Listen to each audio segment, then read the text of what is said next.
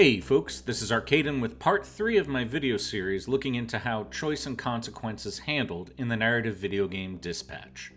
In the first 2 parts of the series, we looked at the types of decisions you can make and how they affect the story for episodes 1 through 4. This time, we're doing it for episodes 5 and 6.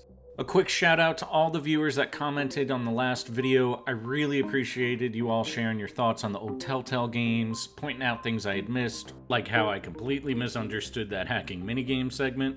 Thank you all. Alright, major spoilers for the game coming up, and timestamps are below. As a quick reminder, there are 4 types of decisions you can make in the game. You have your inputs for the QuickTime events, the decisions you make in the hacking and dispatch gameplay sections, your decisions for dialogue and action moments, and then the final one is those dialogue and action decisions, but the game tells you that they'll be remembered. Those are separated out because the game separates them out. I'm going to start with a plot summary for episodes 5 and 6 and go through what happens no matter what decisions you make. Episode 5 begins with Robert going to the gym, remembering his fight with Flambe, and almost killing himself by benching too much. Flambe saves him. The team does dispatch. After, in the break room, Prism and Malevola let Robert know there's a bet on which superhero he used to be. While Robert is working on Mecha Man, Chase asks him what he would do if he had the opportunity to kill Shroud. Another dispatch happens, where the electricity goes out across the city. There are also more of Shroud's Red Ring supervillains popping up, so something's brewing. After work, the team goes out drinking at a supervillain bar called Sardine. One of the villains in there attacks Invisigal, which leads to a big fight between the Z-Team and the Red Ring, and look how happy that makes Gollum. After, the Z-Team gets tacos together and Robert either lets them know he's Mecha Man or he doesn't. Either way, everyone will know that by the end of episode 6. At the beginning of episode 6, Robert tests Mecha Man and it goes real wrong, injuring him and Royd. Royd, at this point, has given up thinking that he could remake the flux capacitor, Astral Pulse. He's depressed. Robert confronts Chase on why he's so mean to Invisigal and doesn't really get much of an answer that makes sense. He goes back to work where the team has left him a gift. They do dispatch again. Robert goes home. The Z-Team throws him a surprise housewarming party. Invisigal and Royd reveal that they have tracked the real Astral Pulse, that it's still out there, passing hands between minor criminals unable to unlock its power. During the housewarming party, all of the team works together to figure out that the Astral Pulse is at a warehouse on the dock. Invisigal pushes them to go get it that night. Blazer is like, no, and then Invisigal and Chase get into a fight. Chase is real mean, Invisigal punches Chase and leaves, the party is over. Chase returns a bit later to apologize for his behavior, and he and Robert share a pensive moment on the balcony.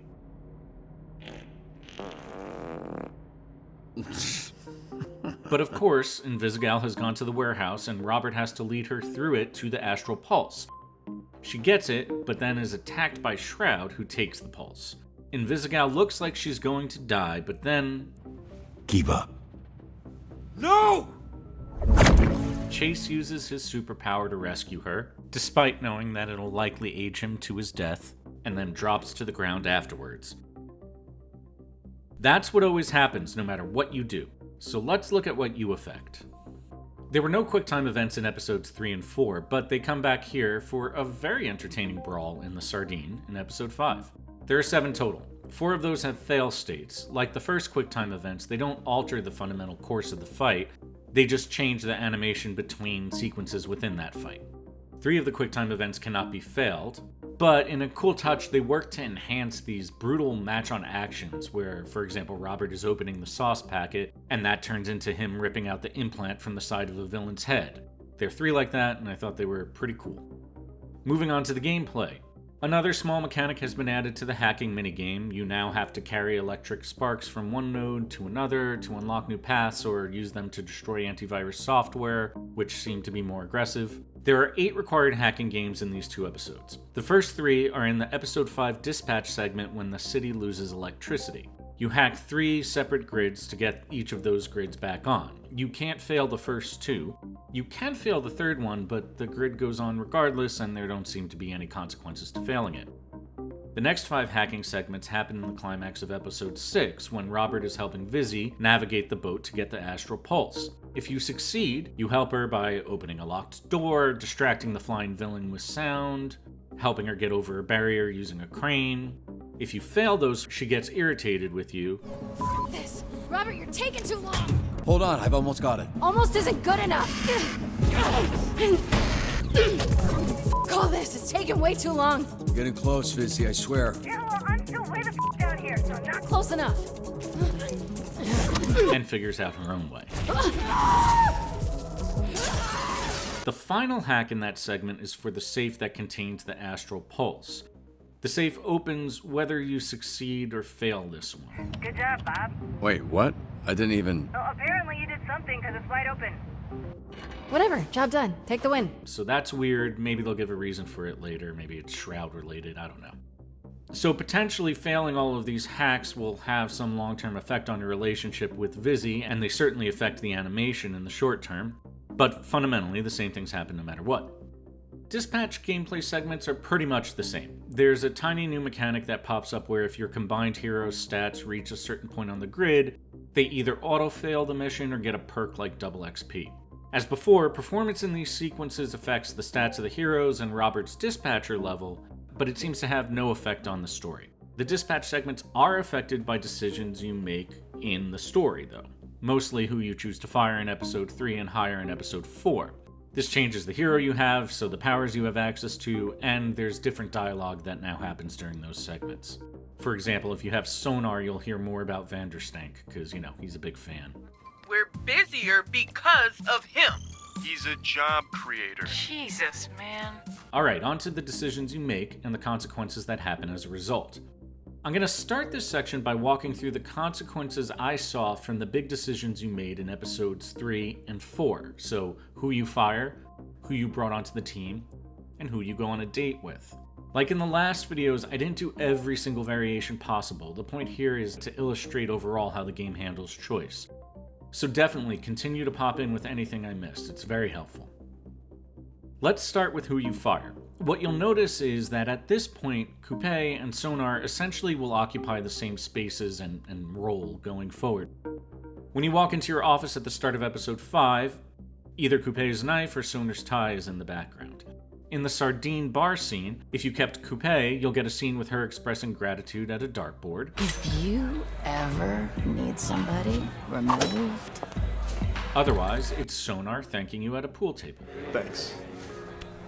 In this walking shot, if you have Coupe, she'll be sitting with Punch Up and a rando is watching the Malevola arm wrestling battle. If you have Sonar, Punch Up is talking to a rando, and Sonar is cheering on Malevola in the arm wrestling match. During the bar fight, when Robert gets pulled into the bathroom, and these are some of my favorite ones, Coupe is in the stall vomiting. If you fail the QuickTime event here, she saves Robert, but there's a cost. If you kept Sonar, he'll be in the stall doing a thing, and he'll be the one who saves Robert. In this big shot here, whoever you keep is the final person you'll see in the foreground. You get either vomit or a coked out roar. In the post-fight Mexican food scene, when everyone gets their tacos, Coupe slices her hand and puts blood on her taco, disgusting prism. Or Sonar kills a roach and puts it on his taco, disgusting prism. Then they essentially just alternate presence in the background in the same spot, and at the end they'll share their names. Janelle. My name's Victor, because I'm a winner. If you tell the team you are Mecha Man, the person you kept will be in the test scene at the beginning of episode 6. Let's look at the hiring and dating decisions for the same scenes. If you hire Waterboy, he gives you a box of soggy donuts as a thank you. A fun detail here is the note changes based on what you told Vizzy your favorite donut was. If you hired Phenomenon, you get, of course, an edible arrangement. In the bar and Mexican food scenes, your hiring decisions are handled very similarly to the firing decisions. The characters occupy similar spaces and have minimal presence. If you hired Waterboy, you have a quick scene where Robert gives him a drink. He's in the background at the end of the fight looking scared. He gets the Mexican food. He hangs out in the background during that scene and shares his name along with everyone. But my grandma calls me Herm, so Herm. If you admit you're Mecha Man and Flambe attacks you, Waterboy will vomit water on Flambe to put him out. If he's not in that scene, Malevola does this with a fountain drink. If you hired Phenomenon, you'll have a scene in the bar where he's torturing this guy with his sadness. He's watching the fight sadly in the background of this shot. He buys the Mexican food. He hangs out a few different places in the background, and in the end shares his name. The ladies at the Nordstrom rack I worked at called me Dumpy due to my large posterior. If Flambe attacks Robert, he doesn't do anything, but he does kind of feel ready to. As for dating, if you went on a date with Vizzy, during the sardine bar scene you talk about your date and then you have a they will remember choice. If you went out with Blazer, then it's just a shorter scene without a decision. And going forward, the only other differences with Vizzy happen in the housewarming party scene. For the most part, Invisigal's role seems pretty consistent regardless of any decisions you've made in the past, except for like 2 or 3 small moments. If you went on a date with Blonde Blazer, you'll have a new scene in the locker room at the beginning of episode 5. She asks Robert on a second date.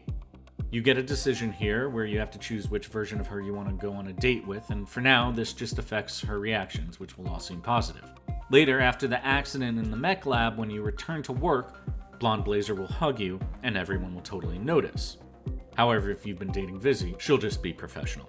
If you did not kiss Blazer in episode 1, went on a date with her, and chose the dress-up option, though there might be other variations that lead here, you'll get a different choice in the locker room scene. Instead of either works, you'll have the option to pump the brakes. Choose this, and you stop dating Blazer. Yeah, listen, we work together. Let's put a pin in this. Okay. It's awkward, she gets understandably Have a miffed, good because it's shift. kind of out of nowhere, and will greet you professionally when you return from your accident. This whole thing feels last minute to me. The way it's edited and like the look on Robert's face and the tone just feel off. The decisions on who you fire, hire, and date all affect the house party scene at the end in similar ways. Here are 4 playthroughs running simultaneously, which I think makes it easy to see exactly how it's done. 3 of these have sonar, only one of them has coupe. So here, Malevola's bottle breaks if its sonar or coupe's knife hits the wall. Both coupe and sonar bring a lamp, a different lamp though.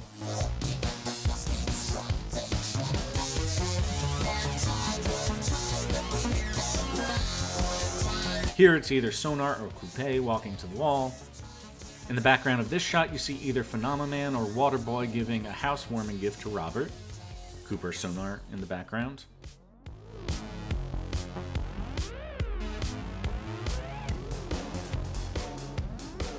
Phenomenon or Waterboy at the wall.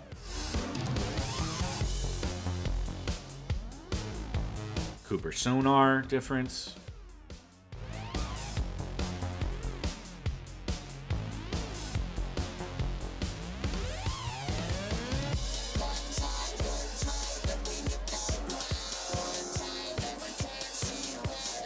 This is maybe one of the bigger differences here. Phenomenon will give Blazer and Robert a hug.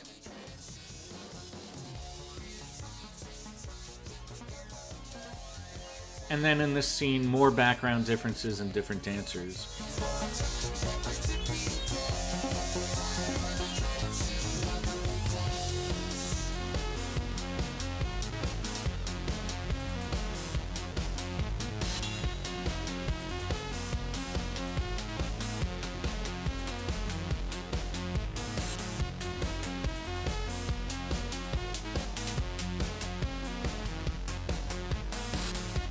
Phenomenon or Waterboy throw down a cheesy dance move, and then whoever you choose to date will dance closely with Robert. This version here is the playthrough where I went on a date with Blazer but then ended it in the locker room. So in that case, it defaults back to Vizzy dancing with you. If you dance with Vizzy, Chase gives you the stink eye. If you dance with Blazer, Vizzy looks sad.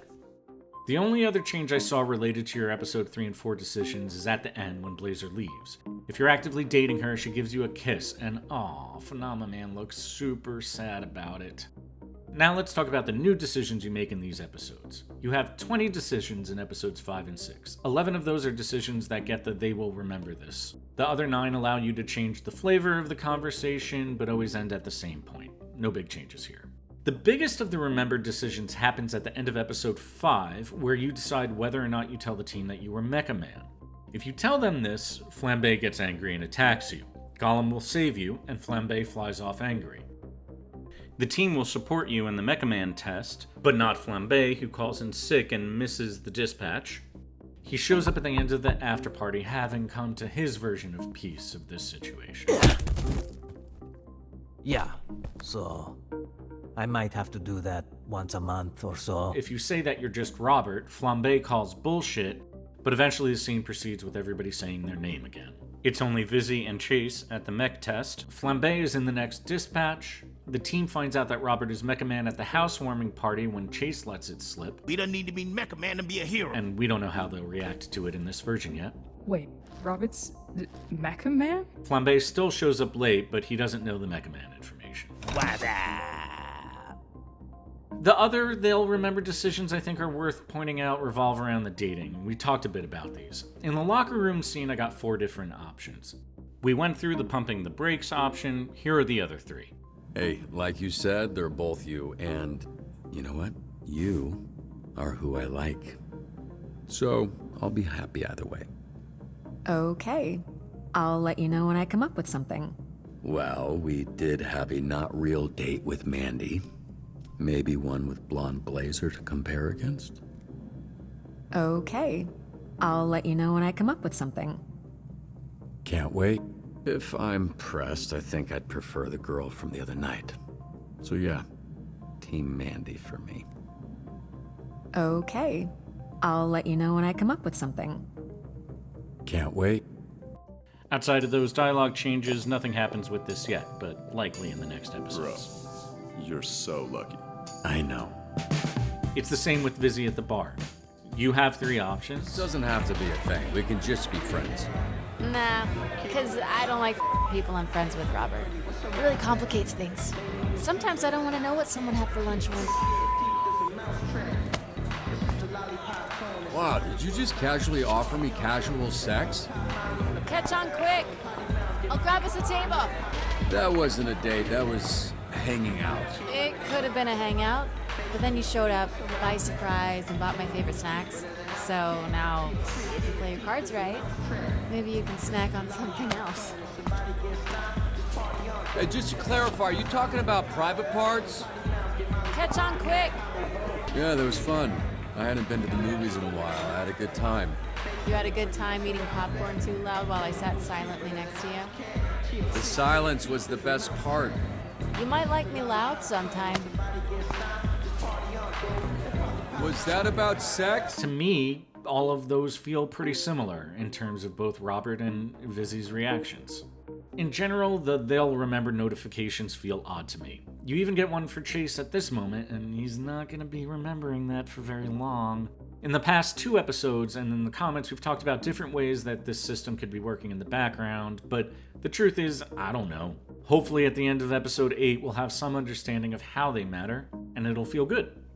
There's a lot of funny stuff in these episodes. She temporarily blinded me. You mean temporarily? You blind forever. At this point, it doesn't feel like there are going to be any main branching story paths, and if that's the case, it's still entertaining. In these 2 episodes, there were enough small changes around these static plot points that the game felt reactive to my decisions, even if the story is basically the same.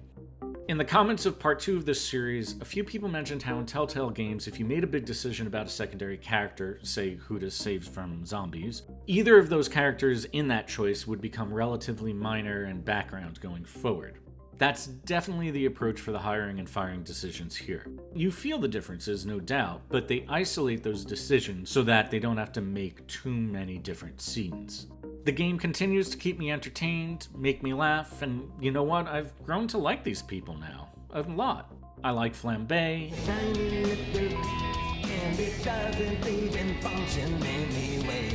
And I think above all else, I might have a thing going for Malevola. What about you? Who's your favorite? Are you enjoying it so far? How do you feel about the choice and consequence? The last 2 episodes are coming out next week, and I will be covering the finale in the same way as I did here, so make sure to subscribe if you're interested in that. And in the meantime, thanks for watching.